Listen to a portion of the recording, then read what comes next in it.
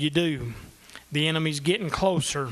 I'll tell you what to do. Look up, for your redemption draweth nigh. And I begin to think about that, and you may say, well, what's that got to do with anything? Well, I'll tell you what it's got to do with it. Your help tonight is on the way. You that's watching by TV, it's listening by radio, watching us on the internet, streaming live, however it may be. However you're receiving this message tonight, I've come to tell somebody that help is on the way. So many times we turn to the left and we'll turn to the right, and we look to this person, we look to that person, and I'm so thankful that when I was growing up that I had godly parents, I had a godly home, I had those figures that I could look to anytime that I was in trouble, anytime that I was discouraged, downhearted, whatever it may have been, when I was going through a valley that seemed like there was no end in sight. I had somebody I could turn to, and I believe there's someone I feel by my spirit, in the spirit tonight, that you're watching, and you've tried this and you've tried that, and just nothing has worked for you. But I've come to tell you tonight, if you'll look to the hill from whence cometh your help comes from the Lord. That verse 2 says, my help cometh from the Lord, which made heaven and earth. Folks, He made everything that you see.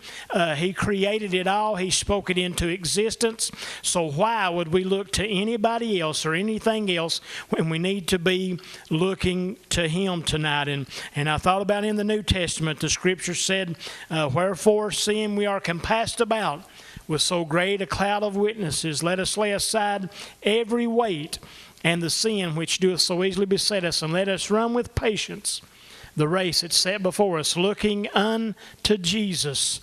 That's who we've got to look to tonight, looking unto Jesus, the author and finisher of our faith. The Bible said, who for the joy that was set before Him endured the cross, despising the shame, and is set down at the right hand of the throne of God. And I believe that He's there tonight, and I believe that He's making intercession for you and I tonight. I believe He's going to His Father, and I believe He's pleading our case, and He's saying, Father, that one's mine, and you see what they have need of. You know, He knows the very thought and intent of our heart. He knows what we have need of even before we ask Him. But I've come to encourage you tonight, hopefully, by the Spirit of God, to keep your eyes upon Him, to look unto Him.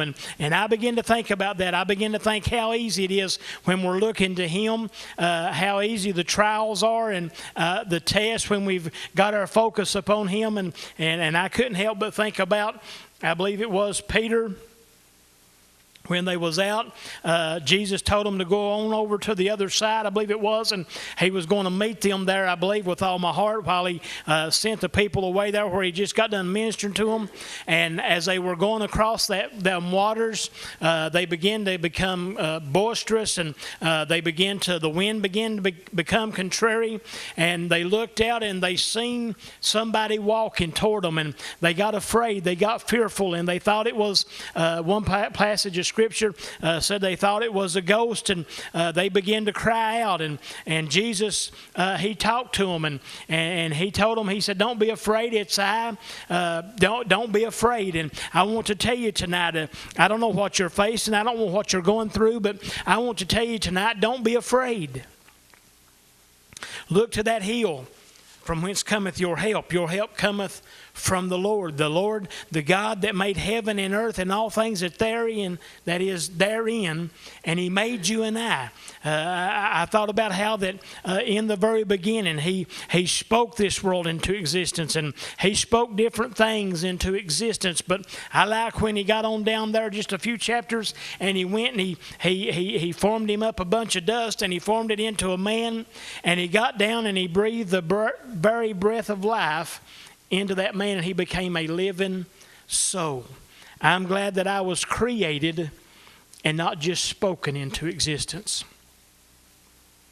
But we need to look to Him tonight, and as they're on the ship there, and they recognize that it's Jesus, and I believe that their fear factor, if you will, I believe it began to calm down, and I believe old Peter said, Lord, if it be you, bid me to come to you on the water. And Jesus told him, come. And you know what he done? He stepped right out of that ship, right out of that boat, whatever, however you want to look at it. He got out of there. And he stepped out on that water and he began to walk to where Jesus was. And you know what? As long as he kept his eyes on Jesus, the Bible, in paraphrasing, everything was fine. But you know what poor old Peter done? He done like you and I do a lot of times.